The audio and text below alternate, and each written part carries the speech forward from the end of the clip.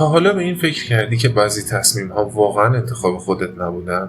شستشوی مغزی همیشه از جایی شروع میشه که فکر میکنی خودت داری انتخاب میکنی. توی شستشوی مغزی رابطه‌ها قربانی هرگز متوجه نمیشه که قربانی شده.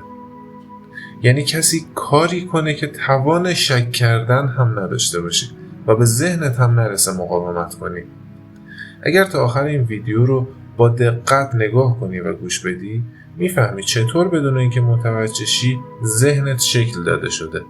درود بر شما، پرویز پورمجید هستم با فصل 7 کتاب روانشناسی تاریک با موضوع شستشوی مغزی. یک سوال از شما میپرسم: آیا شما تا به حال شستشوی مغزی شده اید؟ اگر از کسی بپرسید که آیا میداند شستشوی مغزی چیست، احتمالاً پاسخ او مثبت است. شستشوی مغزی مفهومی است که بسیاری از مردم در مورد آن شنیدند و در حالی که درک مختصری از این مفهوم دارند، برداشت خود را با شناخت کامل این تکنیک اشتباه می‌گیرند. قبل از بررسی چگونگی، مکان و دلیل شستشوی مغزی، ضروری است که بفهمید شستشوی مغزی دقیقاً چه موضوعاتی را در بر گرفته و شامل چه مواردی نمی‌شود.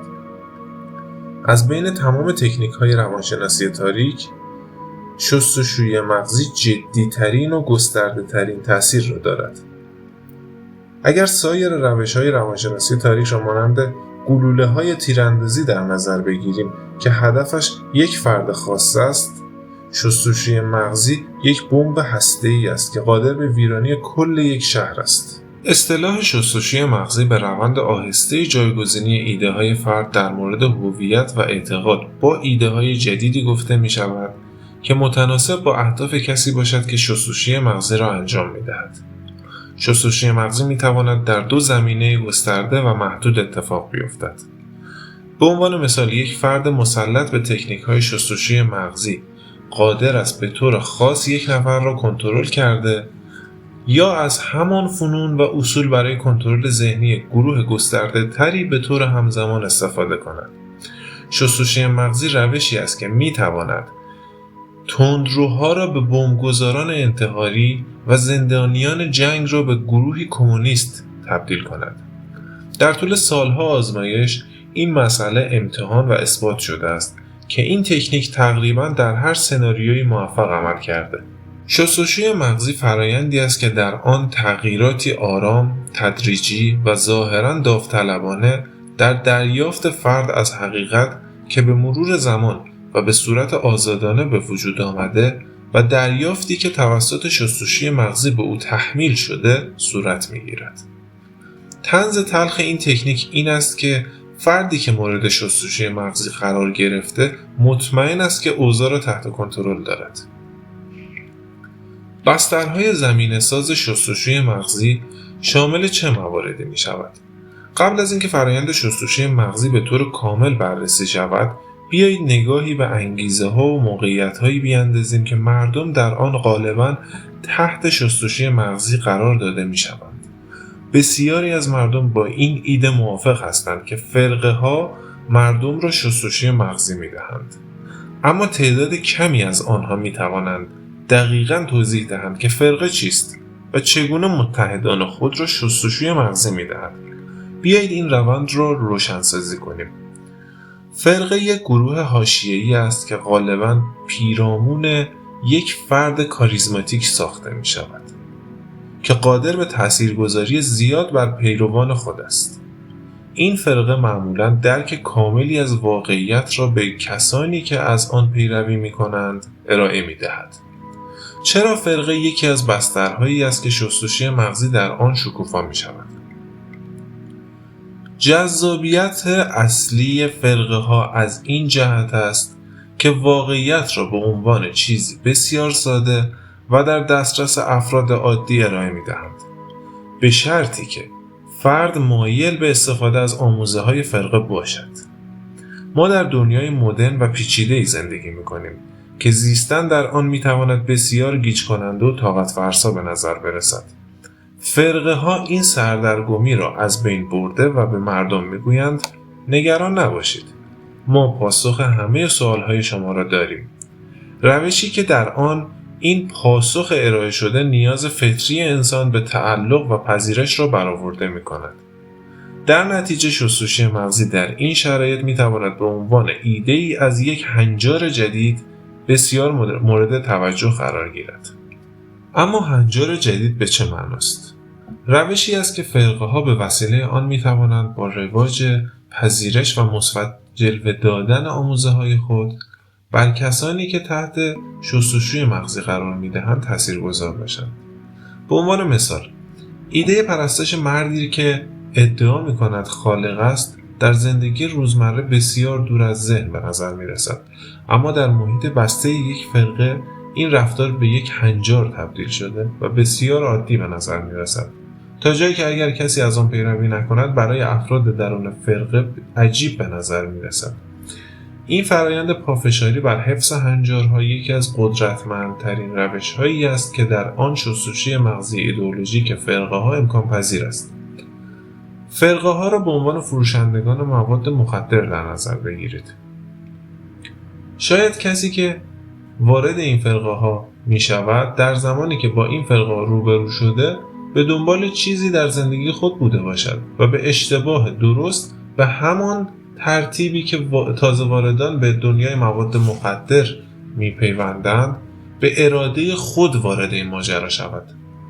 فرقه‌ها معمولاً نیازی به هول دادن و تزریق داروی ایدئولوژیک خود به قربانی ندارند، زیرا قربانی در جستجوی برطرف کردن خلاهای درونی خود آمادگی لازم جهت پیوستن به آنها را دارد. همین جستجو و آمادگی اولیه بیشترین زمینه را برای شستشوی مغزی آنها فراهم می‌کند. شستشوی مغزی ایدئولوژیکی از آن جهت که محدود به یک فرد نمی‌شود بسیار خطرناک است. به عنوان مثال به تروریسم مذهبی افراطی فکر کنید. ممکن است یک شخصیت برجسته در ایدئولوژی مانند اسامه بن لادن کشته شود. اما آیا این باعث ادامه پشتیبانی از خود ایده می شود؟ خیر.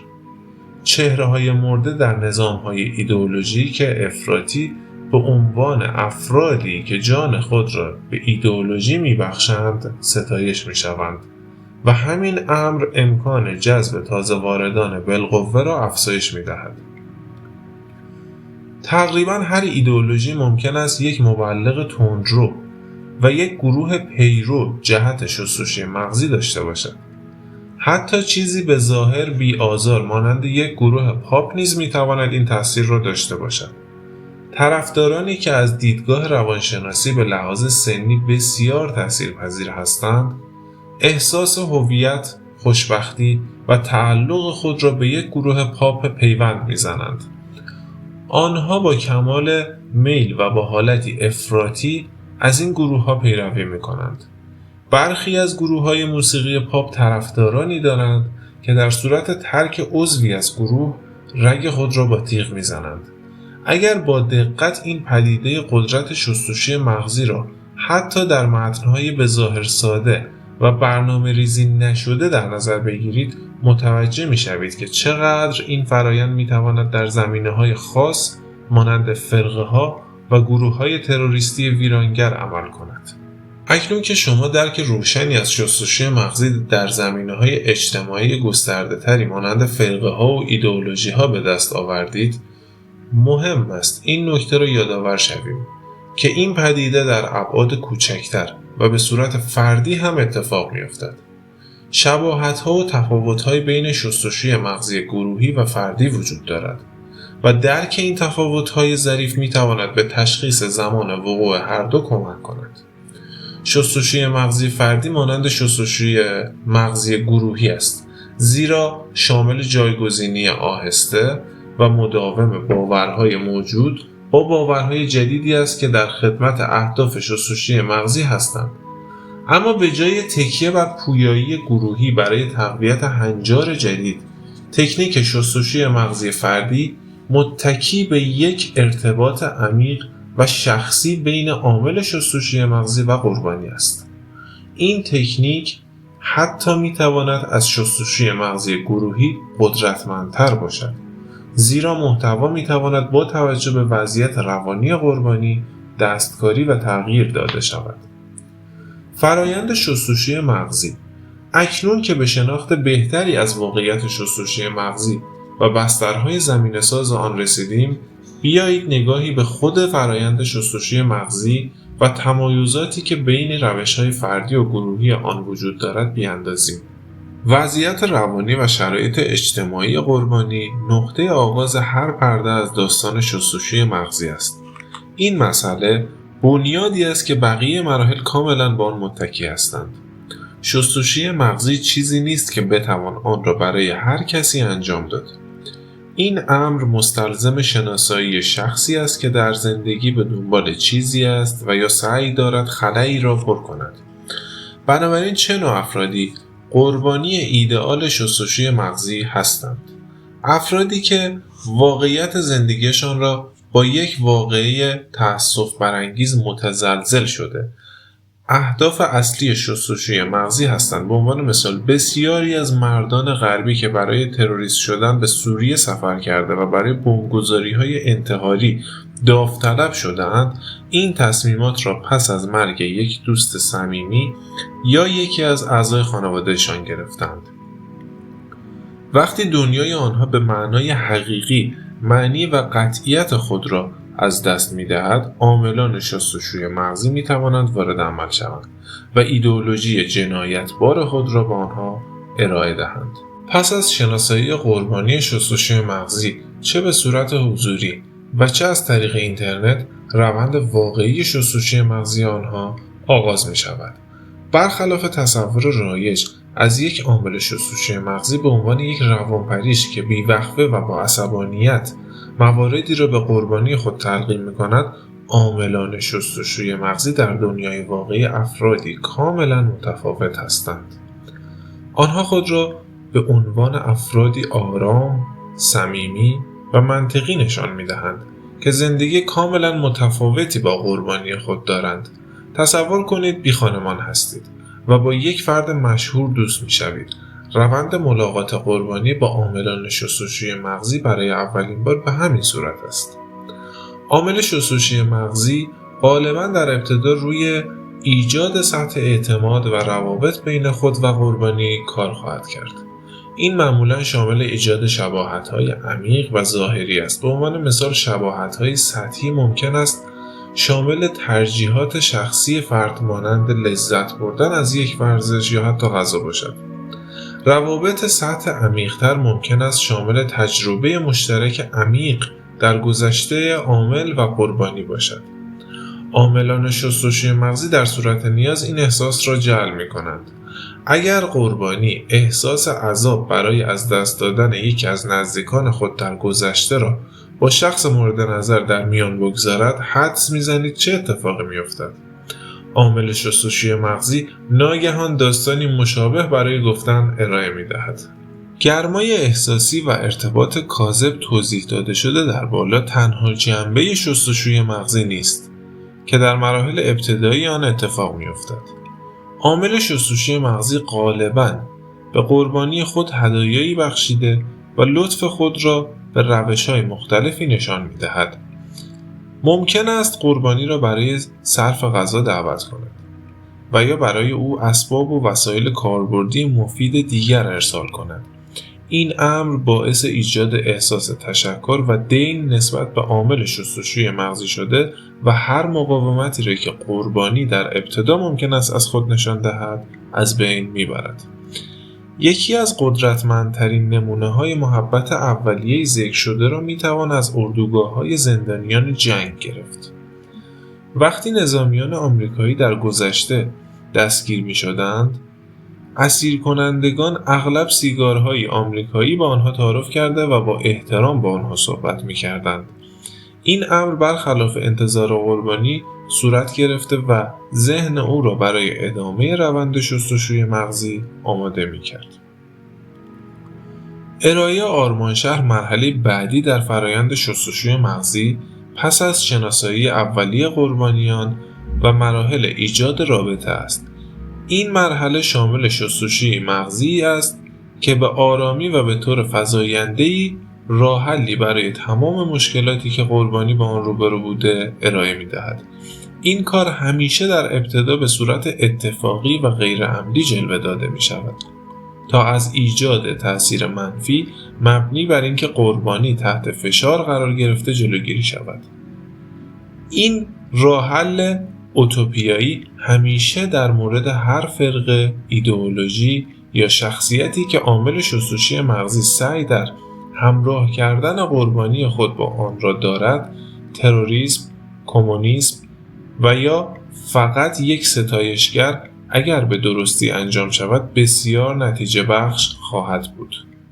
انجام صحیح مراحل اولیه این فرایند باعث می شود تا یک قربانی اطلاعات و درک بیشتری از مسیری که به سمت آن هدایت می شود به دست بیاورد.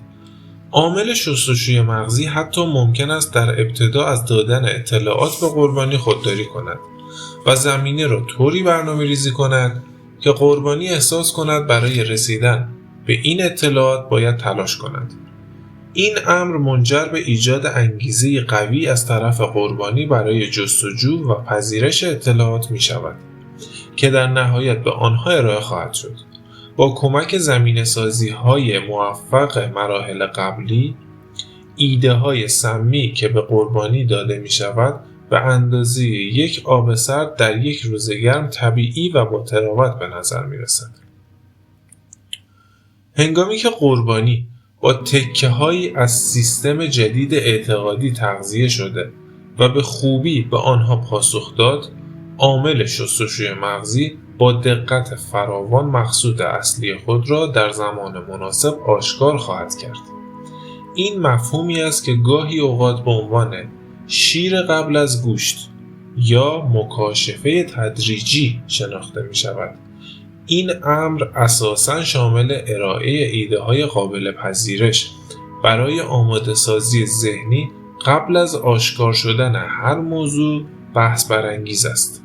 به عنوان مثال در مورد ترورهای ایدئولوژیک، عاملان ترور ممکن است در ابتدا قربانی را اینطور متقاعد کنند که خدا آنها را برگزیده است. این امر معمولاً کاملاً قابل پذیرش است. عقاید بحث برانگیز بیشتر مانند این که خداوند می‌خواهد شما خود را در راهش منفجر کنید، در مراحل آخر شستشوی مغزی، یعنی زمانی که قربانی به نقطه‌ای بدون بازگشت رسیده، انجام می‌شود.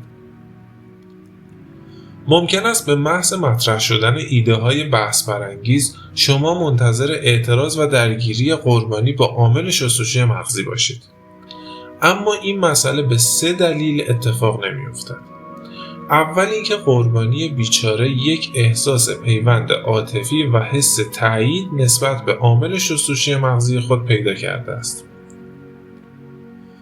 دوم اینکه قربانی برای پیمودن این روند مسیری طولانی پیموده، حتی در مواردی هزینه و وقت زیادی صرف کرده است. این حالت به عنوان مغالطه هزینه هدر شده شناخته می شود. معمولاً قربانی انزجار دارد که با دور شدن از روند کار تمام زحمات خود را دور بریزد. آخرین مسئله این است که عامل شستشوی مغزی احتمالاً اطلاعات محرمانه و حساس زیادی را در مورد قربانی خود جمع کرده است که در نهایت می تواند از این نقطه ضعف چه به صورت مخفیانه و چه آشکار برای تحت فشار قرار دادن قربانی استفاده کند. ایده قربانی آسیب پذیر و مغالطه هزینه هدر شده هر دو منطقی به نظر می رسد.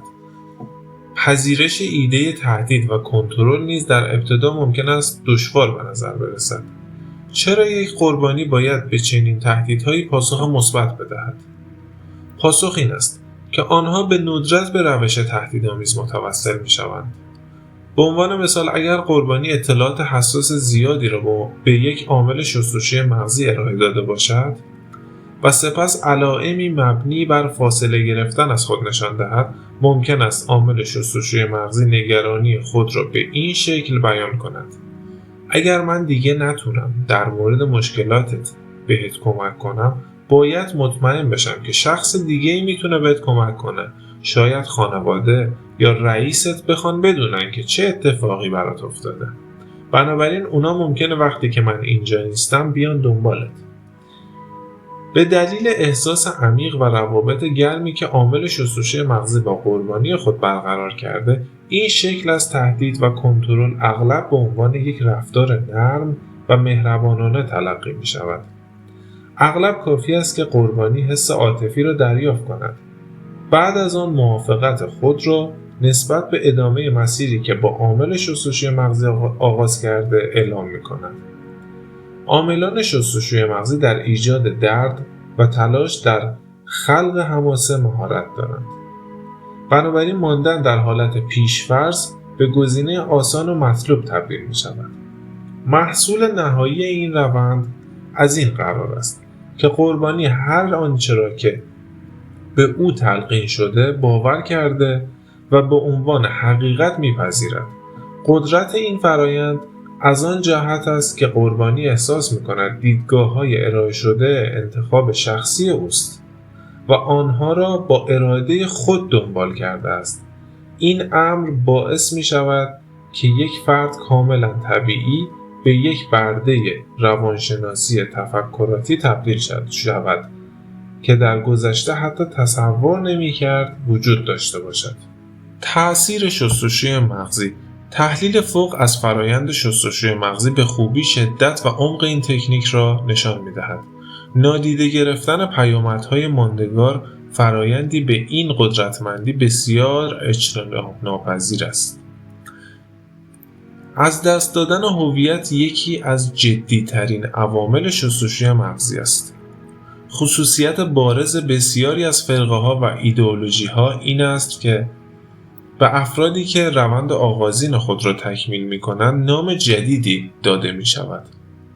این مسئله باعث می‌شود که ساختار ذهنی فرد کاملاً از هویت قدیمی خود جدا شود.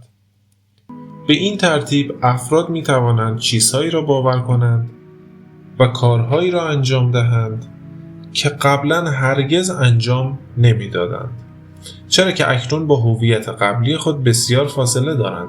وقتی فرایند شستشوی مغزی با دقت انجام شود، به قربانی این احساس را میدهد که گویی هویت قدیمی او کابوسی کوتاه بوده که از آن برخاسته است. با این احتساب آیا میتوان به این نتیجه رسید که شستشوی مغزی فرایندی است که فقط به تغییر عقاید فردی منجر می شود؟ اصلا اگر شستشوی مغزی فقط منجر به تغییر عقاید فردی می شد، پیامدهای مخرب کمتری داشت. خطر اصلی شستشوی مغزی این است که نه تنها شیوه های تفکر و احساس را تغییر می دهد، بلکه نحوه رفتار افراد را نیز دچار تغییر می کند.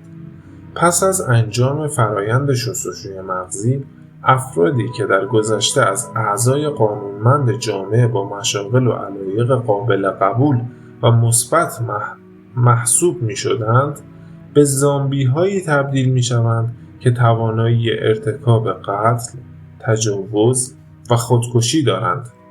این مسئله ممکن است بسیار غم‌انگیز و ناراحت کننده به نظر برسد، اما حقیقت دارد.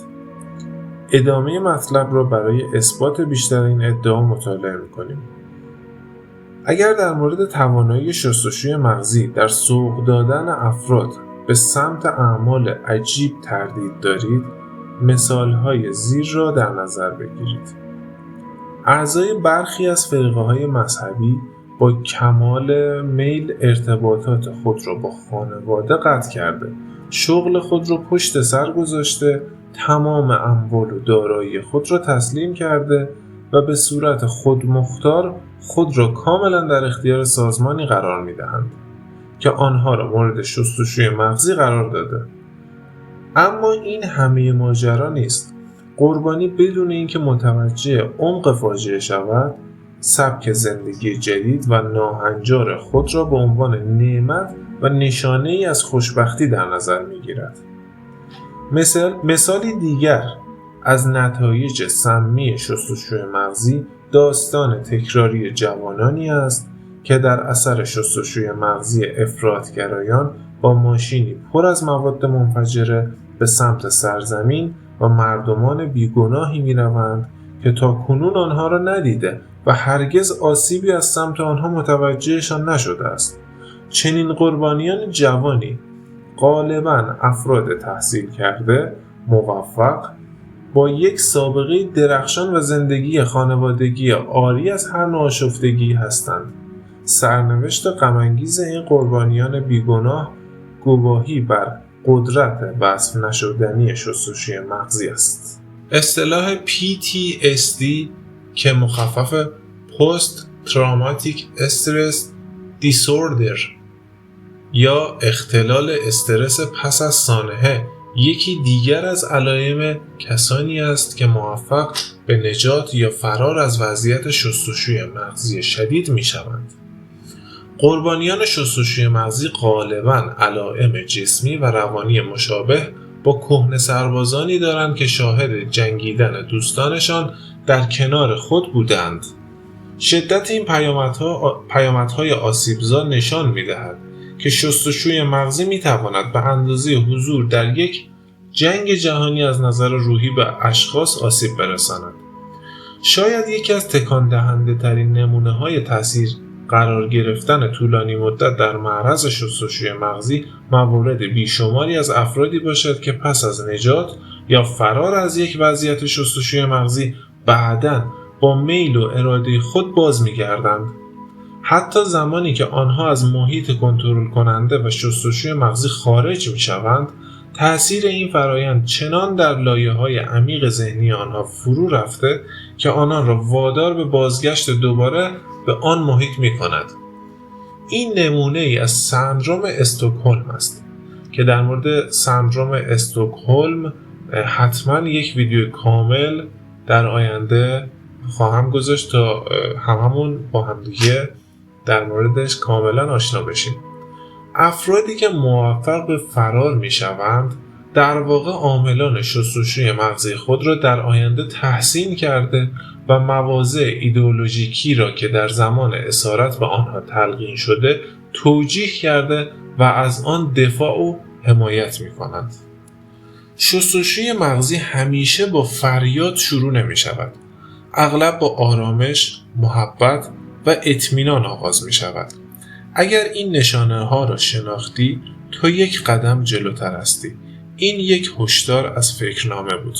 موفق باشید.